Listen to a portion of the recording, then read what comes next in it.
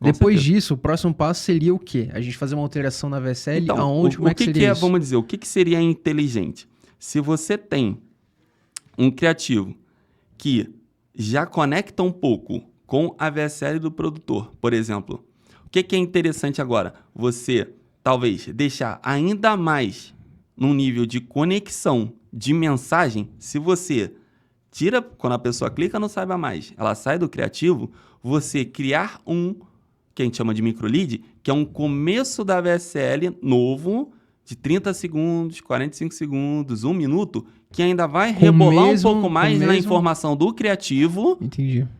Para depois fazer uma conexão melhor com a VSL.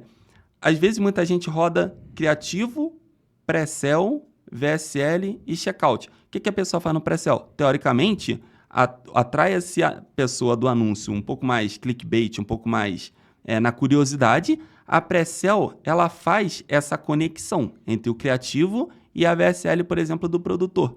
Mas faz a pessoa ler, ao invés de ela assistiu e clicou lá na pressão, na rede social, faz ela ler aquela informação, persuade mais ela no que vai ser falado na VSL, mas ao mesmo tempo dá esse nível de persuasão que talvez o criativo não trouxe. Então, o que você pode fazer é meio que pegar até essa ideia da pré-sell, talvez testar como uma microlead, para criar essa conexão melhor entre o anúncio que você está fazendo. Muitas das vezes você vai fazer uma visão mais curiosa e não necessariamente, por exemplo, um resumo da lead, mas ao mesmo tempo faz essa conexão melhor com a VSL. Então, às vezes, com uma nova microlead, que às vezes pegando aquele criativo que é o vencedor, que está tendo o melhor resultado, fazendo uma microlead, entrando numa linha de conexão ainda melhor entre o criativo e a VSL, vai dar outro salto de faturamento ali, entendeu? E a gente salta para quanto aí? Não, aí é possível você chegar a múltiplos 6 dígitos por mês. Às vezes só acertando a microlead, mas assim, o teste criativo não para. Porque esse criativo que hoje está dando certo, pode ser que o Facebook rejeite, pode ser que ele para de performar por algum motivo. Alguém copie amanhã alguém copie o teu criativo e vai escalar teu criativo, você não está escalando. E também pode aparecer um muito melhor daqui a pouco, né? E por isso que você precisa fazer esses testes. Exatamente. Às vezes pegar esse mesmo criativo que está funcionando, às vezes mudar um gancho, colocar um gancho antes desse criativo que está funcionando. Imagina, seu criativo tem 1 minuto. Você coloca um gancho novo de 5 segundos, 10 segundos, parecida com aquele que você me falou, e às vezes vai ter um resultado muito melhor, porque pega a atenção da pessoa, que faz com que ela preste mais atenção. O nível de atenção dela no seu criativo está muito maior do que talvez aquele gancho que você tinha antes, que ele está rolando dentro da rede social, às vezes nem pegou ali desde o comecinho, perdeu o comecinho ali e não fisgou muito a atenção dele e o nível de atenção. A atenção das grandes moedas que a gente tem no século XXI. Então, a gente trabalhar bem forte essa atenção, às vezes com uma situação até meio aleatória, pode ser, que nem esteja segmentando tanto aquele público, mas ao mesmo tempo deixa a pessoa num grau de atenção muito alto, que faz com que ela comece a assistir, aí sim, o teu gancho, o teu corpo e o CTA do teu criativo, com muito mais vontade de prestar atenção, porque teve algo que prendeu a atenção dela antes. Mas tem essa questão, ó.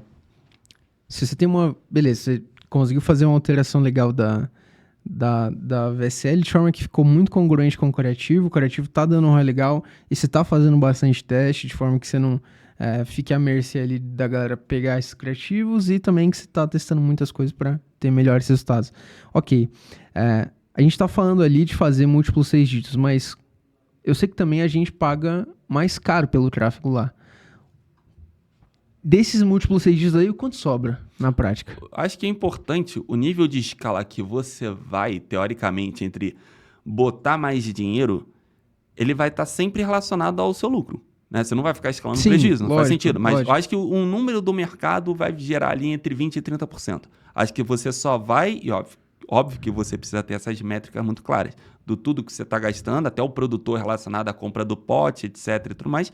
Você precisa ter essas métricas relacionadas a o quanto o custo eu consigo total botar, do produto de fato. O quanto eu consigo botar em tráfego, se eu acelero, se eu pauso, se eu mato a campanha, etc., para que eu tenha ali um 20% a 30% de de lucro, vamos dizer assim. Mas óbvio que ninguém chega na farmácia e vai pagar as coisas com porcentagem, né? Você paga com dinheiro no bolso.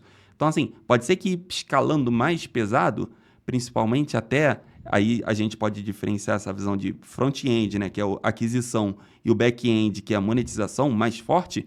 Você pode ter, às vezes, o cara está escalando mais pesado, você pode ter, às vezes, um 0-0, um empate no front-end, você pode ter um pequeno prejuízo no front-end, porque você está estruturado que o teu back-end, com a venda de outros produtos, etc. Mas isso na visão do produtor, né? Na visão do afiliado Isso. que está começando.